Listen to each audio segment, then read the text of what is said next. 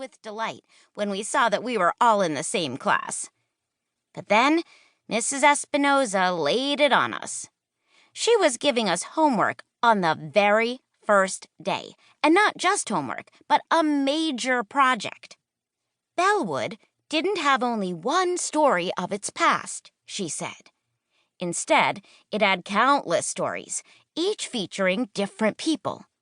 To get to know the many stories of Bellwood's past, each of us was to choose a building in town, research its history, and then make a 5-minute presentation of our findings to the class. And we only had 2 weeks to do it. The bell rang to signal the end of class, and Peephole let out a groan. He was pale and looked a little nauseous. "You okay, dude?" I asked, stuffing my books into my bag and flinging it over my back. "You look like somebody died." "Somebody did die," he said. "My free time. And what if I can't decide on a building to research? What if I pick a place but somebody else picks it too, and then their presentation is better? What if I pick a place but it has no history at all? I'm so scared."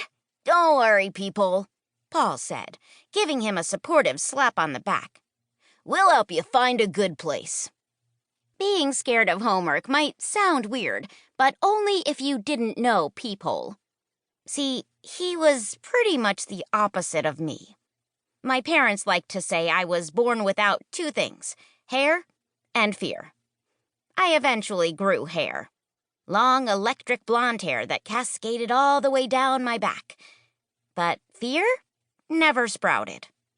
Peephole, on the other hand, was afraid of, well, everything. You know how people joke about somebody being afraid of their own shadow? I've seen Peephole get so startled by his shadow that he literally shrieked. More than once. But I had to give him credit. He'd done a lot of growing up ever since he became a big brother over the summer. He was 11 years older than his sister, so he was a really big brother. His baby sister, Tiny Trillium, forced Peephole to become a little bit braver. Just a little bit. That also meant that he was no longer an only child like Paul and me, which made our detective team name, the One and Onlys, sort of not true. But it was such a good name that we decided to ignore that detail. The 3 of us spilled out of the classroom into the crowded hallway, where we joined the herd being corralled toward the gym for an assembly. "Hey, wasn't there a fire at the Bellwood Library a long time ago?" I asked. A seed of an idea was forming in my head. "I think so," Paul said. "The place nearly burned down back in the 80s when our parents were kids. Why?" "Picture this," I said, jumping ahead and walking backward to face them. "The presentation starts with the lights off. A spotlight flips on, and you see a perfect scale model of the library on a table at the front of the classroom. There's a voice. It's me, explaining the boring history of the building, that it was built in blah blah by blah. But suddenly, woof, the library bursts into flames. "You can't have a fire in the classroom," Peephole gasped.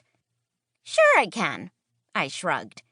"I'll be crouched behind the model with a blowtorch. So the library lights up like a sparkler on the 4th of July, and I throw some siren sound effects in there, and then, just when everybody starts freaking out, I jump up and extinguish the flames. Mrs. Espinosa is so dazzled by the whole thing, she gives the project an A+ right then and there." "I like the enthusiasm," Paul said, "but I'm not sure if Mrs. Espinosa is going to allow real flames." Of the 3 One and Onlys, Paul was the voice of reason. He was so level-headed that you could balance your lunch tray on his noggin and never worry about it spilling. It was hard to get Paul angry or worked up or emotional about anything, except for mysteries, of course. He was an absolute nut for them. He loved hunting them out, investigating them, and solving them. When we finally reached the doors of the gym, our math teacher, Mr. McClelland,